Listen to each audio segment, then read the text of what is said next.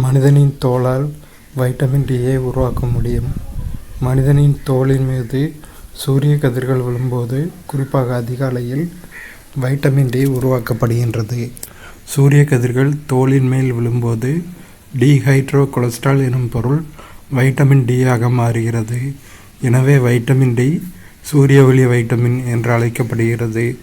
Vitamin D calcium உறிஞ்சுதலுக்கு உதவுவதன் மூலம் எலும்பின் பலத்தை அதிகப்படுத்துகிறது. Vitamin D சூரிய கதிர் நம்ம உடம்பு மேலே விழும்போது, குறிப்பாக அதிகாலையில் விழும்போது உருவாகுது. டீஹைட்ரோ கொலஸ்ட்ரால் அப்படிங்கிற பொருள் வைட்டமின் டியாக மாறுது. அதனால தான் வைட்டமின் டியை சூரிய ஒளி வைட்டமின் அப்படின்னு நம்ம சொல்கிறோம். கால்சியம் உறிஞ்சுதலுக்கு உதவுவதன் மூலம் எலும்பின் பலத்தை வைட்டமின் டி அதிகமாக்குது. சின்ன குழந்தைங்களெலாம் அதனால தான் சின்ன பிறந்த குழந்தைய ஒரு 2-3 மாதத்துக்கு வெயிலில் காட்டணும் கொஞ்ச நேரம் அப்படின்னு சொல்லுவாங்க.